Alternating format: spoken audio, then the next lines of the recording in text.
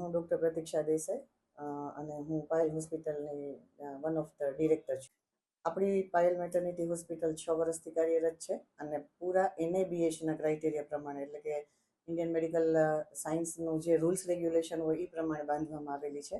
અને એના માટેના સ્પેશિયલ કન્સલ્ટન્ટ દ્વારા આપણે આખી એનું જે સ્ટ્રક્ચર બનાવવામાં આવેલું છે. પણ અમને જે ગઈકાલે એકદમ શોકિંગ જે ન્યૂઝ મળ્યા છે એ અમારા માટે પણ ખૂબ જ વિચારવા લાયક અને એકદમ આઘાતજનક રહ્યા. કેમ કે અમને ખબર જ નહોતી કે અમારા કેટલાક કોન્ફિડેન્શિયલ કેમેરા હોય કે જે માત્ર ડૉક્ટર પાસે જ એના એક્સેસ હોય, તો એ કોઈક હેક થઈ ગયા છે અને આ રીતના આખી એની ક્લિપ છે એ વાયરલ થવા લાગી છે. એનું શું મુખ્ય ઉદ્દેશ હોય છે ને એનું કોઈ મોનિટરિંગ કઈ રીતે થતું? જનરલી પાયલ હોસ્પિટલની અંદર જેટલા બી કેમેરા છે એમાં પેલો એમ એ હોય કે આપણે જે પેશન્ટ હોય એમનું ટ્રીટમેન્ટનું આખું સેક્શન છે એ ડૉક્ટરના મોનિટરિંગમાં આવે. અને બીજી વસ્તુ એ હોય છે કે એમના સેફટી માટે પણ આપણે પ્રિકોશન લેતા હોઈએ છીએ. પણ જે કેટલાક જે ખાસ કરીને આ ઇન્જેક્શન રૂમવાળો કેમેરો હતો એ માત્ર અને માત્ર ડૉક્ટર માટે અને ખાસ કરીને કેટલાક ઇન્જેક્શન અને કેટલીક ઓટી એટલે કે ઓપરેશનની મટીરિયલ હોય બહુ જ કોસ્ટલી હોય, તો એની ભૂતકાળમાં ખૂબ જ ચોરી થયેલી છે. તો એ ચોરી પકડવી બહુ જ મુશ્કેલ હોય, તો એના માટે એક એવો કેમેરો રાખવો પડે કે જે ડૉક્ટરની પાસે અથવા તો એડમિનિસ્ટ્રેશન પાસે જ હોય. તો એ પ્રકારનો એક કેમેરો આપણી પાસે પણ હોસ્પિટલમાં હતો. આજે કેમેરાના વિડીયો વાયરલ થયા છે, એનું ડિસ્પ્લે કોઈ હતું? કઈ રીતના હતું રેકોર્ડિંગ? ના, જનરલી એનું ડિસ્પ્લે હોય જ નહીં, કેમ કે રેગ્યુલર જોવાના જે પણ કેમેરા હોય એની અંદર માત્ર ને માત્ર જે સિક્યુરિટી માટેની જરૂરી હોય એ જ કેમેરા હોય. પણ ખાસ કરીને કોઈ કારણસર અમારું 2 મહિના પહેલાં જ અમારા બધાના મોબાઈલની અંદર જે 3 ડાયરેક્ટર છે તો એના અને એડમિન એના મોબાઈલની અંદર જે કેમેરા હતા એ બંધ થઈ ગયા.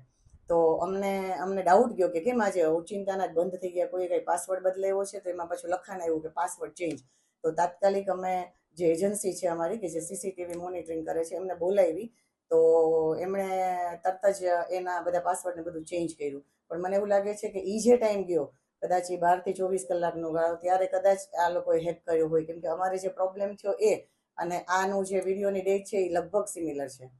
બેન, જે CCTV કેમેરો જે છે તે દૂર કરવામાં આવ્યો એની વાત છે, ખરેખર આ બાબતને લઈને શું હકીકત છે? શા માટે દૂર થયો? અમને કાંઈ ખબર જ નહોતી અને લગભગ 4:30ની આસપાસ અમારા એડમિનિસ્ટ્રેશનમાં મિલનભાઈ છે એના ઉપર ડાયરેક્ટ એક SCPનો ફોન આવ્યો ક્રાઇમ બ્રાન્ચમાંથી કે તમારી કંઈ વિડીયો વાયરલ થયા છે, તમારું કંઈ પણ આવું કંઈ ટીવીમાં આવે છે, એ શું તમારી જ હોસ્પિટલ છે? તો એ ખૂબ જ ગભરાઈ ગયા. એને એમ થયું કે અને એવું કીધું કે તમારા કંઈક હોસ્પિટલના કેમેરા હેક થઈ ગયા છે. તો એ એટલા બધા ગભરાઈ ગયા, તો એને ઝડપથી એ કેમેરાને ડરથી અને થોડુંક એમ કે ભાઈ વધારે એ વસ્તુ વાયરલ ના થાય, વધારે વસ્તુ હેકર છે એ લઈ ના લે, એટલા માટે એને તાત્કાલિક ધોરણે દૂર કર્યો. એટલે જનરલી આ જે કેમેરો હતો એ સિક્યુરિટી માટે હતો કે ભાઈ અહીંયા ઇન્જેક્શન ઉપર મોનિટરિંગ રહે, કોસ્ટલી વસ્તુ ઉપર મોનિટરિંગ રહે. એટલે એ પાછળથી લગાવ્યો હોય એવું ન હોય. જ્યારે પણ હોસ્પિટલનો સ્ટ્રક્ચર હોય ત્યારે કેટલાક કેમેરામાં આપણે ડિસ્કશન જનરલી કન્સલ્ટન્સી સાથે, ઇવન જે હાઈ ઓથોરિટી જે રૂલ્સ રેગ્યુલેશન ફોલો કરે છે એની સાથે બી થતી હોય. કોઈ ઉપર શંકા હોય આપને? શંકા તો અમે કેવી રીતના કહી શકીએ, પણ હું એટલું ખાસ કહું કે જલ્દીમાં જલ્દી અમે એના માટેની જે ફરિયાદ પણ તાત્કાલિક નોંધાવી છે અને ખૂબ જલ્દી આ કોઈ પણ ગુનો કર્યો છે એ પકડાઈ જાય અને કોઈ કદાચ અંદરનો સ્ટાફ હશે તો પણ એને જરા પણ બરકત કરવામાં નહીં આવે, એને કડીમાં કડી સજા મળે એવું હોસ્પિટલ વિશ કરે છે. કેમ કે એઝ એ ગાયનેકોલોજીસ્ટ અમારી પહેલી પ્રાયોરિટી હોય કે અમારી ત્યાં આવતી ફિમેલ સ્ટાફને સેફટી અને એક સિક્યુરિટી ફીલ થાય. તો એના માટે અમે પૂરેપૂરી તકેદારી રાખવા માટે પહેલાં પણ કટિબદ્ધ હતા અને આજે પણ કટિબદ્ધ છીએ જ.